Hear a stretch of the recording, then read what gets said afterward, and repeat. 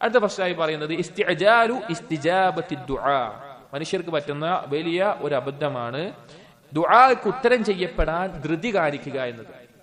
ദുആയിന് ഉത്തരം ചെയ്യപ്പെടാൻ ധൃതി കാണിക്കുക എന്നുള്ളത്. വമിനൽ ആഫാത്തി അല്ലതി തംനഉ തറത്തുബ അഥരി ദുആഇ അലൈഹി. ഒരാൾക്ക് അവന്റെ ദുആയിന് ഫലം കണ്ടെത്താതിരിക്കാൻ, ലഭിക്കാതിരിക്കാൻ തടസ്സമാകുന്ന കാര്യമാണ് അൻ യസ്തഅജിലൽ അബ്ദു വയസ്തബ്തി അൽ ഇജാബ. ഒരു അടിമ ധൃതി കാണിക്കുക എന്നുള്ളത്. അവന്റെ ഉത്തരം ചെയ്യപ്പെടുന്നത് പതുക്കെ ആയിക്കഴിഞ്ഞാൽ അവൻ ധൃതി കാണിക്കുക.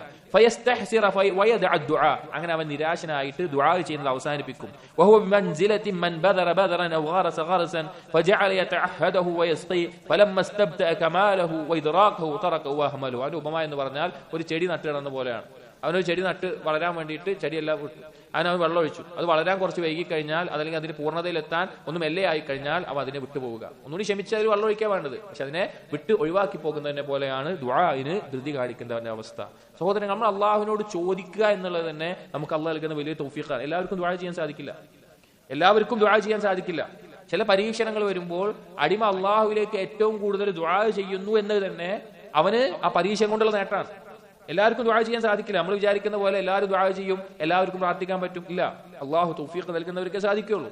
ഉമർ ബിൻ ഖത്താബ് റളിയല്ലാഹു അൻഹു പറഞ്ഞതുപോലെ ഉത്തരം ചെയ്യപ്പെടുമോ എന്നുള്ളതിലല്ല, ദുആ ചെയ്യാൻ സാധിക്കുന്നുണ്ടോ എന്നുള്ളതിലാണ് വിഷയം. ഒരുത്തരം ദുആ ചെയ്യാൻ തൗഫീഖ് ലഭിക്കുന്നുണ്ടെങ്കിൽ ഉത്തരം അതാ ഉടനെ തന്നെ അവിടെ ഉണ്ടാകും. അപ്പൊ ദുആ ചെയ്യാൻ ചിലപ്പോൾ നമുക്ക് എല്ലാ ആവശ്യം ഉണ്ടാവും, പക്ഷെ നമുക്ക് ചോദിക്കാൻ നമ്മൾ മറന്നു. നമുക്ക് ചോദിക്കാൻ നമുക്ക് അതിനുള്ള തൗഫീഖ് ലഭിക്കാതെ വരും. അതുകൊണ്ട് ചോദിക്കുമ്പോൾ അത് സ്ഥിരതയോടുകൂടി ചോദിക്കുകയും ധൃതി കാണിക്കണ്ട.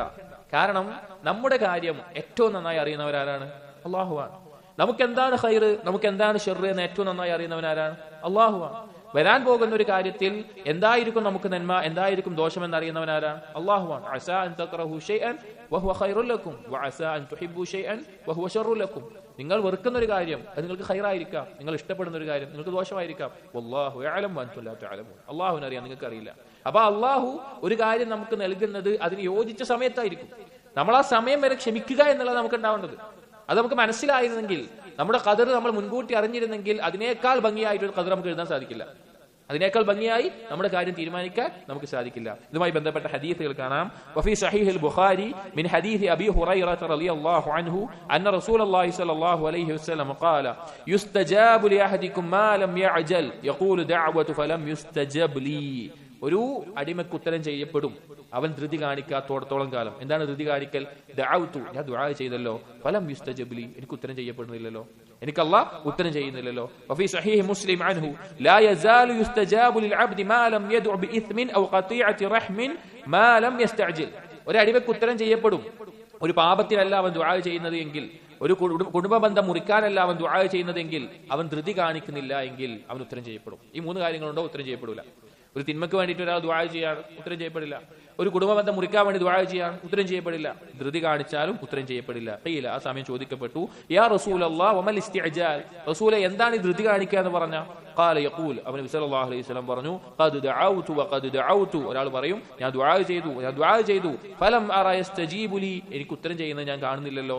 ഫയസ്തഹ്സിറു ഇൻദ ദാലിക വയദഉ ദുആ, അവൻ അതിൽ നിരാശപ്പെട്ടുകൊണ്ട് ആ ദുആ അവസാനിപ്പിക്കുന്ന അവസ്ഥ. അതാണ് ഇസ്തിഅജാൽ എന്ന് പറയുന്നത്. ദുആയിൽ ധൃതി കാണിക്കുക എന്ന് പറയുന്നത് അതാണ് അതുകൊണ്ട് ഉദ്ദേശിക്കുന്നത്. അപ്പൊ സഹോദരങ്ങളെ, ഞാൻ മനസ്സിലാക്കേണ്ടത് ദുആ എന്നുള്ളത് നമുക്ക് ബാധിക്കുന്ന ഏതൊരു ബലായിനും ഏറ്റവും പരിഹാരമായിട്ടുള്ള ശിഫാ. അപ്പൊ നമുക്ക് എന്തെങ്കിലും പരീക്ഷണം നേരിടുമ്പോൾ നമ്മുടെ ജീവിതത്തിൽ ഇപ്പൊ നമ്മൾ വലിയ ഖൈറിലായിരിക്കും, റാഹത്തിലായിരിക്കും, പക്ഷെ തീർച്ചയായും ദുനിയാവാണ്. ദുനിയാവ് എന്താണ്? ദാറുൽ ബലാ. പരീക്ഷണം വിട്ടൊഴിഞ്ഞിട്ട് ഒരു മനുഷ്യന് ദുനിയാവിൽ ജീവിക്കാൻ സാധിക്കില്ല. മരണം വരെ പരീക്ഷണങ്ങൾ ഉണ്ടാവും. അത് അറിവുള്ളവർക്ക് മനസ്സിലാവും ഇത് പരീക്ഷണമാണ്, അറിവില്ലാത്തവർക്ക് മനസ്സിലാവില്ല ഇത് പരീക്ഷണമാണ് എന്നത്. അപ്പൊ അങ്ങനെ നേരിടുമ്പോൾ ഒന്നാമത് ഖുർആനിലേക്ക് നമ്മൾ മടങ്ങണം. രണ്ടാമത്തേത് ദുആ നമ്മളൊരു പരിചയമായി സ്വീകരിക്കണം.